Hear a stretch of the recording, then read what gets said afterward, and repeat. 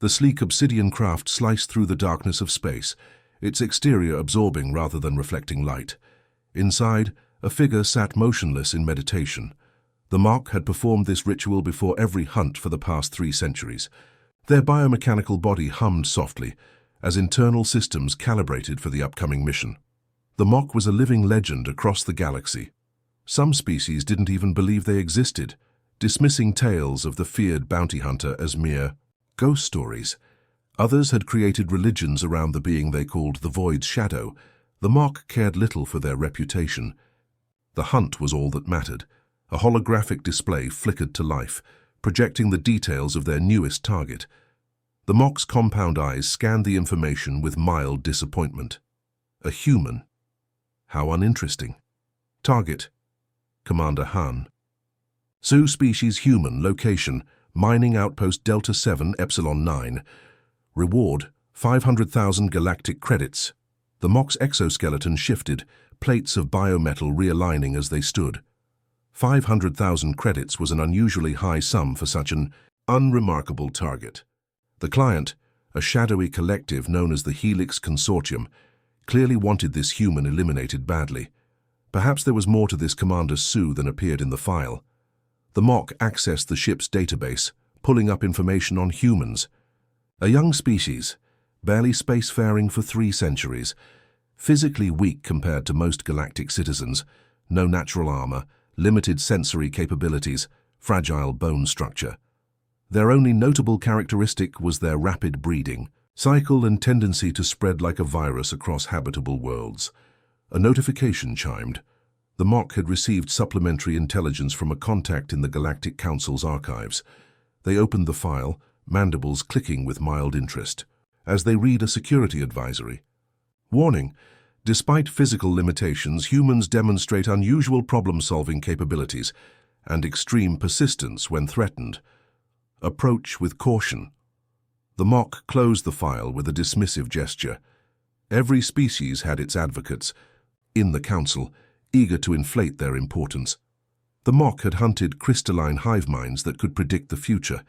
They had tracked and killed the phase-shifting predators of the Andromeda Nebula. They had even survived an encounter with the energy leviathans of the Dark Sector. One soft, fleshy human would hardly present a challenge. The spacecraft's AI announced their approach to Epsilon 9. The Mock moved to the observation deck, watching as the rust-colored planet grew larger in the viewport. Epsilon 9 was a harsh world, toxic atmosphere, extreme temperature fluctuations, and frequent electromagnetic storms, not a natural home for humans who required such specific conditions to survive. The Mock's research indicated that Commander Sioux ran a mining operation, extracting rare elements from the planet's crust. The outpost was small, 20 humans and their service robots, isolated on the planet's northern hemisphere. Easy prey.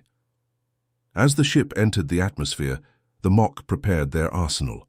Their exoskeleton contained dozens of integrated weapons, from molecular blades that could slice through battle armor, to neural disruptors that could overload most organic nervous systems. For this mission, such firepower seemed excessive, but the Mock never hunted unprepared. The ship's cloaking system engaged, rendering it invisible to primitive human scanning technology. The Mock directed it to land 3 kilometers from the mining outpost, close enough for a swift approach, far enough to avoid detection. Stepping onto the planet's surface, the Mock felt the familiar thrill of beginning a hunt. Their body automatically adjusted to the higher gravity and began filtering the toxic elements from the air. The red dust of Epsilon 9 swirled around their feet as they activated their adaptive camouflage, their form blending perfectly with the alien landscape. The mining outpost appeared on the horizon, a cluster of dome-shaped buildings connected by enclosed walkways, surrounded by massive excavation equipment. The Mock's enhanced vision zoomed in, identifying weak points in the structure and cataloging the movement patterns of the perimeter security drones. Something about the layout triggered the Mock's instincts. The security measures seemed unusually sophisticated for a simple mining operation. The drone patterns created overlapping fields of vision with no blind spots. The building materials were military-grade, designed to withstand orbital bombardment. The Mock hesitated, reviewing the intelligence. Again. Commander Hansu's file mentioned military service before joining the mining corporation, but nothing that would explain this level of security consciousness. No matter. The Mock had broken through stronger defenses than these. They began their approach, moving like a shadow across the red plains of Epsilon 9. Their sensory array detected the electrical signatures of the security systems, allowing them to slip between scanning fields undetected. Reaching the perimeter, the Mock observed a human technician repairing an external communication array. Perfect. The Mock extracted information before eliminating targets when possible. It often proved useful for future hunts. With lightning speed, they moved behind the unsuspecting human and administered a precisely calibrated nerve toxin. The human collapsed silently, paralyzed but conscious. "Your outpost's defenses," the Mock whispered, voice modulator translating into basic human language. Why so extensive? Fear filled the human's eyes, but also something else. Recognition. "You're the Shadow," the technician gasped. "We were warned. You might come." The Mock's compound eyes narrowed. Warned? That was unexpected. Few targets. Anticipated their arrival. Fewer still lived to share the experience. "Commander Not what you think," the technician continued, fighting against the paralysis. "Not human." Before the Mock could extract more information, alarms blared across the compound. Somehow they had been detected. The Mock calculated their options and decided to accelerate the timeline. Stealth was compromised, but they still held the advantage of surprise. Commander Hansu would not expect a direct assault. As security drones converged on their position, the Mock moved with blinding speed toward the central building. Warning systems shrieked as they cut through the outer defenses, their adaptive camouflage shifting to counter the outpost's scanning frequencies. The Mock had hunted 10,000 different life forms across the galaxy. They had never failed to claim their target. This human would be no different, but as they breached the final security door and prepared to face Commander Hansu, a small doubt crept into their perfect confidence. Perhaps there was something to those intelligence reports after all.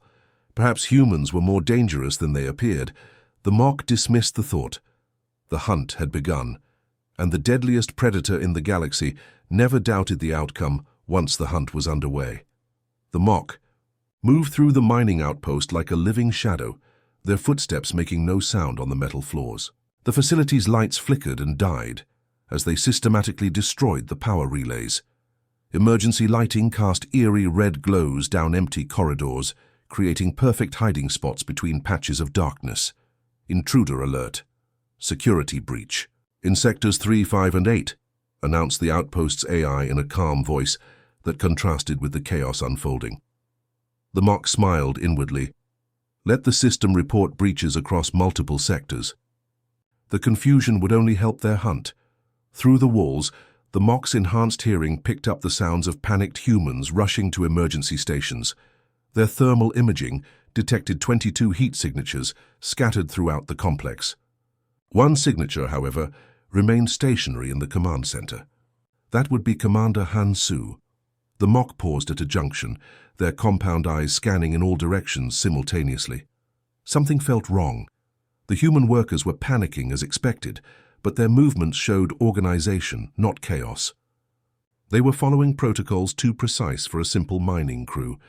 A squad of security robots rounded the corner, their weapons raised. The Mock's adaptive camouflage shifted, rendering them nearly invisible against the metallic walls. The robots paused, their sensors sweeping the corridor. "Target signature detected," one robot announced, its optical sensor glowing blue as it focused directly on the Mock's position. "Engaging countermeasures." The Mock's mandibles clicked in surprise. These were not standard mining security units. These were military-grade combat robots with advanced detection systems. The kind that could see through adaptive camouflage. No time for stealth now. The Mock launched forward, their biomechanical body accelerating to blur-like speed, their arm reconfigured, the biometal flowing into a razor-sharp blade that sliced through the first robot's central processor. Before the others could react, the Mock had disabled 3 more with precise strikes to their vulnerable joints. The last robot managed to fire a plasma burst that the Mock barely dodged. The energy weapon left a smoking hole in the wall behind. Them. The Mock countered by firing a magnetic pulse from their palm, shorting the robot's circuits instantly. 5 robots disabled in 6 seconds. Not bad, but the Mock was irritated. This simple hunt was becoming unnecessarily complicated. "Attention all personnel," Commander Su's voice echoed through the facility's speakers. "Evacuation Protocol Theta is now in effect. Proceed to emergency. Shuttles immediately." The Mock analyzed the voice. Calm, controlled. Not the voice of prey, but of a predator managing their territory. Interesting. The path to the command center was surprisingly clear. Too clear. The Mock detected subtle disturbances in the dust on the floor, signs of recently moved objects. They paused, examining the ceiling and walls more carefully. There, almost. Invisible filaments stretched across the corridor at ankle height. A simple tripwire connected to... The Mock's eyes followed the nearly invisible line to explosive charges hidden in the wall panels. A trap. Primitive but effective if they hadn't noticed it. The Mock carefully stepped over the wire and continued forward, now moving with greater caution. 3 more traps were discovered and avoided before they reached the command center doors. The room beyond was dark, illuminated only by the glow of monitor screens. Commander Su sat with her back to the door, apparently reviewing evacuation procedures. The Mock could end it now. 1 quick strike, and the mission would be complete. Yet they hesitated. This had been too easy, despite the unexpected resistance. Their instincts, honed over centuries of hunting, screamed warning. "I was wondering when you'd arrive," Commander Su said without turning. "The shadow of the void, the galaxy's perfect hunter. Your reputation precedes you." The Mock remained silent, analyzing the human's tone for signs of fear. There were none. Su turned slowly in her chair, facing the Mock directly. She was smaller than expected, with features that showed neither terror nor resignation, only calm. Assessment. Her eyes reflected the blue light of the screens, giving them an almost luminous quality. "You're different from what I expected," the Mock said, their voice modulator creating a sound like grinding stones. Su smiled slightly. "I imagine. You say that to all your targets before you eliminate them. Only the interesting ones." The Mock stepped forward, their arm reconfiguring into a neural disruptor. "You've prepared well, human, but this ends now." Su's smile widened. "Does it?" The Mock's sensors suddenly detected a massive energy spike beneath the floor. Too late, they realized the entire command center was a carefully constructed trap. Su had been drawing them in deliberately. "The thing about humans," Su said, pressing a button on her wrist device, "is that we're really good at turning everything into a weapon, even ourselves." The floor beneath the Mock began to glow red with heat. Su dove through a hidden panel in the wall as the Mock leapt toward her. The hunter's enhanced reflexes were fast, but not fast enough. The explosion ripped through the command center with devastating force. The Mock was thrown against the ceiling, their biomechanical body absorbing tremendous damage. Emergency repair. Systems activated immediately, nanites rushing to seal breaches in their exoskeleton. Through the smoke and flames, the Mock saw the entire section of the facility beginning to collapse. They forced their damaged body to move, leaping through falling debris toward a maintenance shaft. As the dust settled, the Mock analyzed their condition. 2 primary systems damaged, right leg operating at 60% efficiency, adaptive camouflage offline. Repairs would take hours, but they had survived. The Mock scanned the wreckage, searching for Commander Su's body. There should be remains. No human could have survived that blast at such close range. Yet their sensors detected no human biological material in the debris. Impossible. The human had been in the room when the explosives detonated. The Mock had seen her dive through the wall panel, but that passage would have collapsed in the explosion.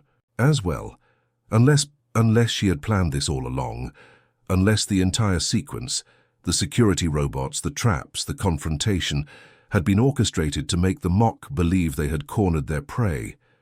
For the first time in centuries, the legendary hunter felt something like respect for a target. This human, this Commander Han Su, had not run like prey. She had fought like a predator. The mock's mandibles clicked rapidly as they processed this unexpected development. Their hunt was not over. In fact, it had only just begun. And somewhere in the burning ruins of the mining facility, a human was waiting, watching, planning their next move. The hunter felt their damaged systems beginning to repair, biometal flowing to seal wounds. As they rose from the wreckage, a new sensation flooded their consciousness, something they had not felt since their early days as a hunter. Excitement, the thrill of worthy prey. Commander Sue had survived their first encounter. She would not survive the second. Bitter winds howled across the crimson plains of Epsilon 9 as the mock limped toward their hidden spacecraft. The planet's twin suns were setting, casting long shadows that stretched like accusing fingers across the alien landscape. The mock's damaged exoskeleton whirred and clicked, self-repair nanites working overtime to mend the broken connections. Never in 300 years of hunting had a target damaged them so severely. The human's trap had been brilliant in its simplicity, using the mock's confidence against them. The explosion had not been meant to kill, only to injure and delay. But why? Most prey sought to eliminate threats, not merely wound them. The mock crested a rocky ridge and spotted their ship nestled in the small canyon below. The sleek black vessel was exactly where they had left it, its cloaking system still active, rendering it nearly invisible to all but the mock's specialized vision. Safety was just minutes away. Once aboard, they could accelerate healing, reassess the situation, and plan a more careful approach to eliminating Commander Sue. The ship's entry ramp descended silently at the mock's command. The familiar interior beckoned, a sanctuary of deadly efficiency. The mock stepped inside, mandibles clicking in relief as the ship's systems recognized their presence. Damage assessment required, the ship's AI announced. Initiating full-spectrum scan, the mock settled into the healing chamber, allowing diagnostic tendrils to connect with their biomechanical ports. The ship would repair what the nanites could not. Then they would hunt down the human and finish this unexpectedly complicated mission. Warning, the AI suddenly announced. Foreign object detected in primary engine assembly. The mock's compound eyes narrowed. Specify. Unknown device attached to antimatter containment system. Origin, non-standard. Purpose, unknown. Recommended. Action, immediate removal before engine initiation. The mock rose from the healing chamber, ignoring the protest of damaged systems. Something was very wrong. Their ship had been undisturbed when they approached. No one could have. A small red light began blinking on the bridge console, a recorded message. The mock approached cautiously, sensors scanning for additional traps. Commander Sue's face appeared on the screen, her expression calm and focused. "I imagine you're confused right now," she said. "Wondering how I found your ship despite its cloaking. Technology, the answer is simple. I didn't need to find it, I just needed to find you." The mock's mandibles clicked in agitation. The human had planted a tracker on them during the explosion. "Clever. The device in your engine isn't designed to destroy your ship," Sue continued. "That would be wasteful. It's merely disabled your antimatter containment system in a way that will take approximately 7 planetary rotations to repair, even for someone as resourceful as you. 7 days trapped on this toxic world with a human who had already proven more dangerous than anticipated." The mock felt an unfamiliar sensation spreading through their neural pathways. Was this uncertainty? "I could have killed you," Sue said, her voice matter-of-fact. "But that's not my goal, not yet anyway." She leaned closer to the camera. "You're wondering why the Helix Consortium put such a high price on a simple mining administrator. I'm going to let you figure that out for yourself. Consider it your final hunt." The message ended. The mock stood motionless, processing this unexpected development. In all their centuries of hunting, they had never been stranded, never been manipulated so effectively by prey. This human was turning their own tactics against them. A proximity alert suddenly blared. Something was approaching the ship, fast. The external cameras showed a modified mining vehicle barreling toward the ship, its massive drill bit rotating at full speed. Before the mock could react, the drill slammed into the ship's hull, tearing through the reinforced metal with horrifying ease. The mock leapt away from the bridge as the drill bit punched through, showering the interior with sparks and debris. The ship's emergency systems engaged, sealing compartments to prevent atmospheric loss. Through the gaping hole, the Mock glimpsed Commander Sue in the mining vehicle's control cabin. She didn't smile or gloat. She simply nodded once, then reversed the drill and retreated back across the crimson plains. She hadn't tried to kill them. She had simply ensured they couldn't leave. The hunt had been reversed. The Mock was now trapped in a game of survival with a prey species who refused to behave like prey. For the next 3 days, the Mock and Commander Sue engaged in a deadly dance across Epsilon 9's unforgiving terrain. The humans seemed to anticipate the Mock's every move, using the planet itself as a weapon. When the Mock tracked Sue to an abandoned mining shaft, they found the entrance rigged with sensors connected to the shaft's ventilation system. The trap flooded, the tunnel with toxic gases that even the Mock's advanced filtering system struggled to process. When they followed Sue's heat signature to a canyon outpost, the human triggered a controlled rock slide that nearly crushed the hunter. Most disturbingly, when the Mock set up an ambush near a water reclamation facility, Sue never appeared at all, as if she had somehow detected the trap from kilometers away. On the 4th day, as one of Epsilon 9's frequent dust storms raged outside, the Mock huddled in the relative safety of a cave, analyzing their situation. Their exoskeleton had repaired to 78% functionality, but their energy reserves were depleting rapidly. The planet's electromagnetic storms interfered with their scanning abilities, and the constant exposure to the toxic atmosphere was gradually overwhelming their filtration systems. For the first time since they were a young hunter, the Mock felt something primal and unwelcome: fear. Not the momentary alarm of sudden danger, but the deep existential dread of facing an opponent they might not defeat. A small sound at the cave entrance instantly put the Mock on alert. They activated what remained of their camouflage system and pressed against the wall, weapons ready. Commander Sue stood silhouetted against the swirling red dust outside. She carried no weapon, only a small device in her hand. "I know you're in." "There," she called, her voice carrying over the howling wind. "Your thermal signature is quite distinctive once you know what to look for." The Mock remained silent, calculating the distance between them and the optimal trajectory for attack. "I'm not here to fight," Sue continued. "I'm here to show you something. Something the Helix Consortium doesn't want anyone to know." She held up the device. "This contains the real reason they sent you to kill me. If you're the intelligent hunter your reputation suggests, you'll want to see this before continuing our game." Sue placed the device on a rock near the entrance, then backed away. "The storm will pass in 3 hours. I won't be far." She disappeared into the swirling dust. The Mock waited unmoving for 17 minutes. No attack came. Finally, they edged forward and seized the device. It was a simple data storage unit containing a single video file. The Mock's internal system scanned it for technological traps before playing the recording. What they saw changed everything. The Mock's compound eyes reflected the blue glow of the data as a new emotion joined their fear: rage. The Mock huddled in, the remains of their damaged ship, as Epsilon 9's acid rain drummed against the hull. Their right arm hung useless at their side. The biometal, frozen in mid-repair after Sue's latest trap, had unleashed an electromagnetic pulse that disrupted their nanites. Pain wasn't something the Mock experienced often, but the constant grinding of damaged components created a sensation that could only be described as agony. 5 days had passed since the hunter had become the hunted. 5 days of constant vigilance, of traps and counter-traps, of a game that the Mock was unaccustomed to losing. The data unit Sue had provided contained explosive information about the Helix Consortium's true operations on Epsilon 9.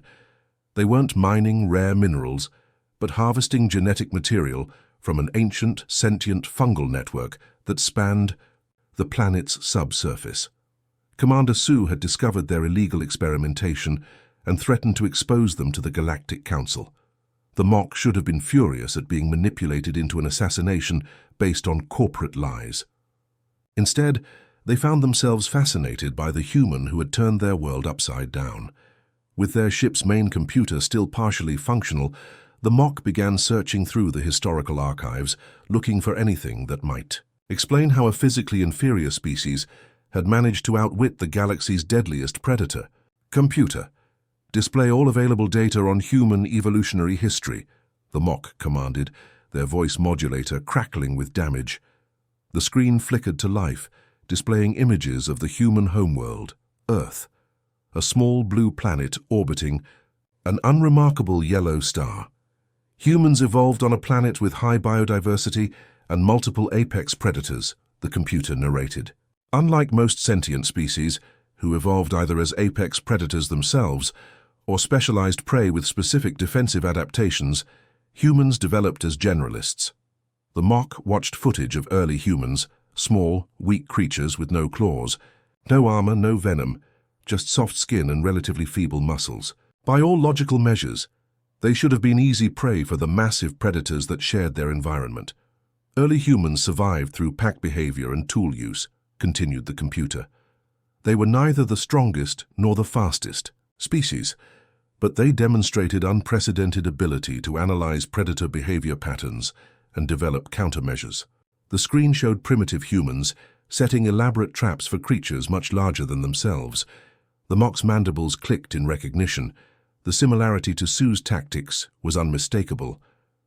Computer, compare human problem-solving methodology to other spacefaring species.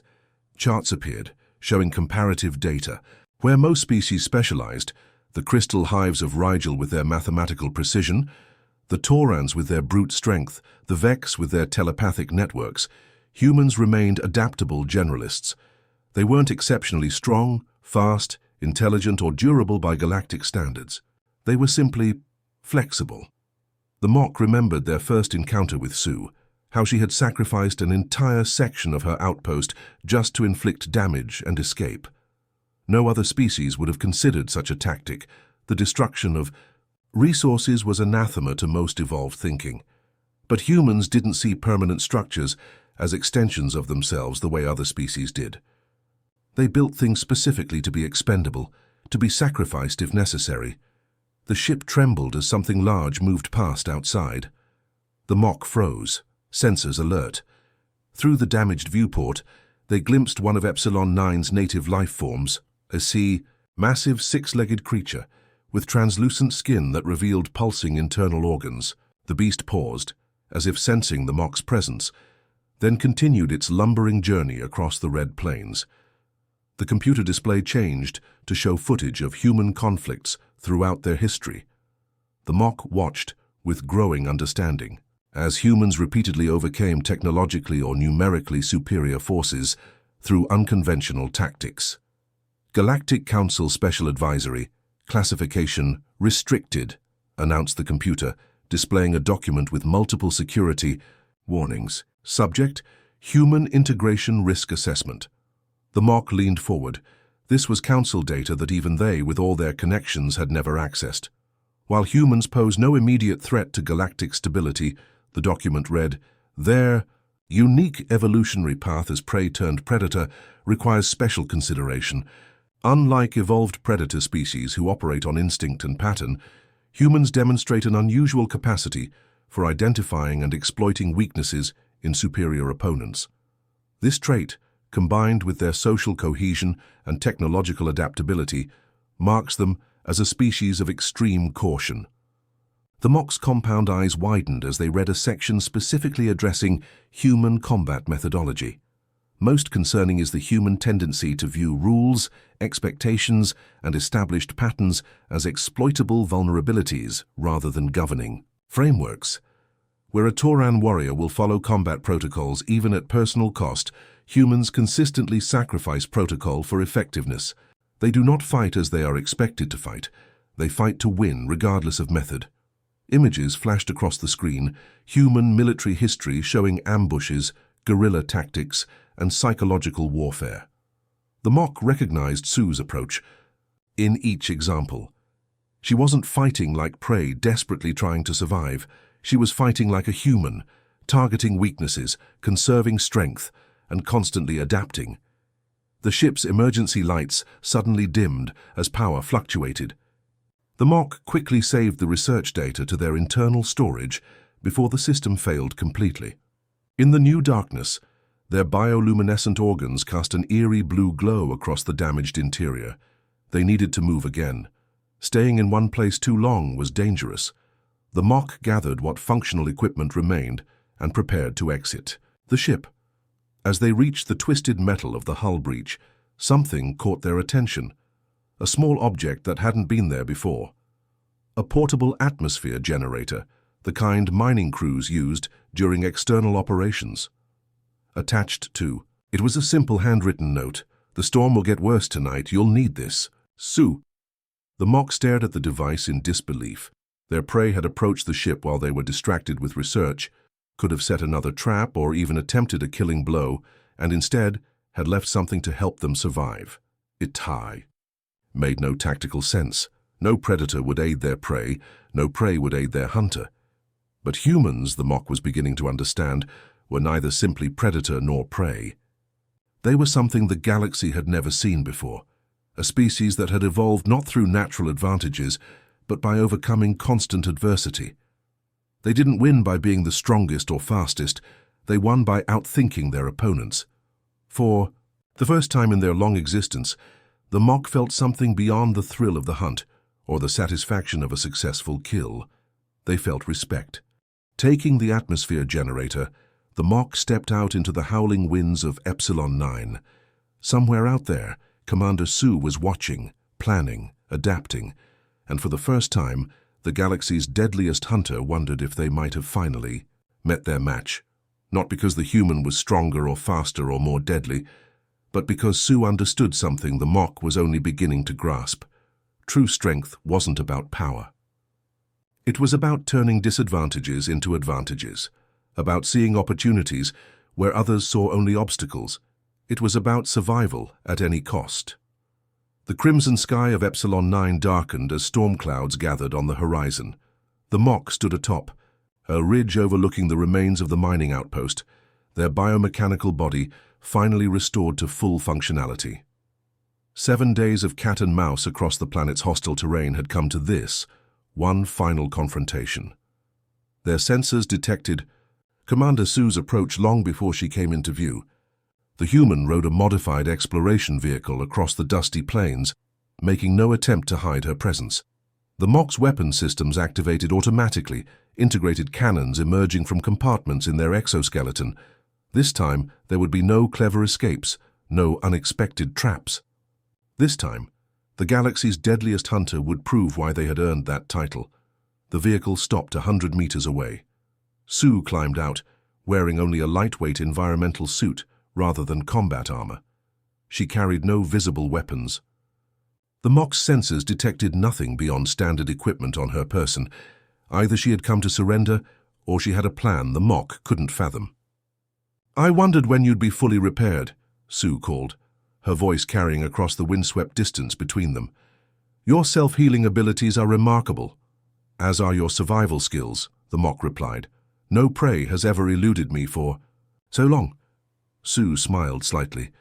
"I'm not prey, that was your first mistake." The Mock's targeting systems locked onto Sue's vital points. "And your mistake was coming here alone, unarmed." "Who said I was unarmed?" Sue spread her hands. "I've spent the past week studying you, learning how you think, how you hunt. You rely on superior technology and natural abilities, just like every predator species in the galaxy. But humans, we had to become something different to survive."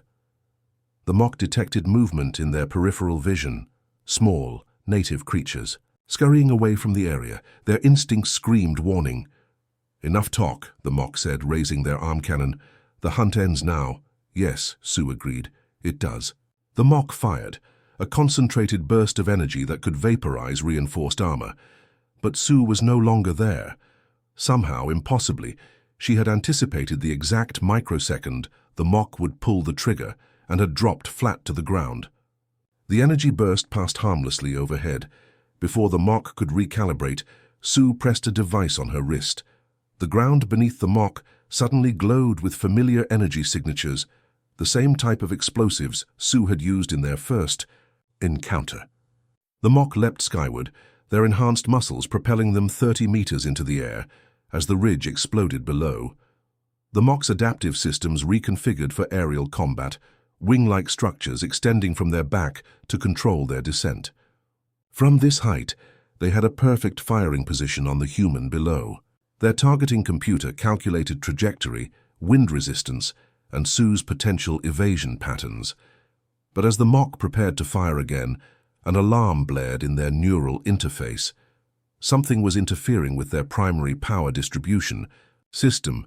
Their weapons faltered, energy readings fluctuating wildly. Wondering what's happening, Sue's voice came through their communication system. She had somehow hacked into their private frequency. 7 days ago, I didn't just disable your ship. I infected it with a virus designed specifically for your biomechanical systems. Every time you returned to repair yourself, the virus spread deeper.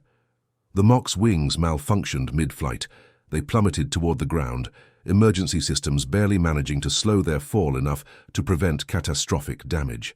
They hit the red soil hard, biometal limbs digging deep furrows as they skidded to a stop. Sue approached cautiously, keeping a safe distance. Your systems are programmed to prioritize hunting protocols above all else. It's a vulnerability. The virus I created exploits that single-minded focus, creating a cascade failure whenever you attempt to use weapon systems against a tagged target. The Mock struggled to rise, their body responding sluggishly. You've tagged yourself as the target? Sue nodded. My genetic signature. Your systems recognize me as prey, but are now hardwired to shut down attack functions when targeting me specifically. Impossible, the Mock growled. My systems cannot be so easily compromised. Not easily. No. It took me 3 years of studying captured Mock technology. The Helix Consortium wasn't the first organization to put a bounty on me. Did you never wonder why such a skilled hunter was available for a simple assassination? Your kind are rare, almost legendary. The truth dawned on the Mock with stunning clarity. You wanted me to come. You arranged the contract. Sue smiled. Through intermediaries, yes. I needed to prove my research worked against an actual Mock, not just salvaged parts. You were perfect, the most renowned hunter in the galaxy. The Mock's internal diagnostics showed critical systems failing across their body. Not just weapons, but vital functions. They were dying. You've won, the Mock said, mandibles clicking weakly. Finish it. Sue approached and knelt beside the fallen hunter. That's not why I brought you here. She removed a small device from her pocket and placed it against the Mock's central processing node. This will purge the virus and stabilize your systems, enough to keep you alive until help arrives. The Mock's compound eyes focused on Sue with confusion. You're saving me after I tried to kill you? That's the other thing you need to understand about humans, Sue said, as she activated the device. Immediately, the Mock felt their systems beginning to stabilize. We didn't just evolve to outsmart predators. We eventually learned that sometimes turning enemies into allies is more valuable than destroying them. A distant roar cut through the thin atmosphere, a ship breaking through the cloud cover above. Not the Mock's vessel, but a sleek transport bearing Galactic Council markings. That's our ride, Sue said, standing.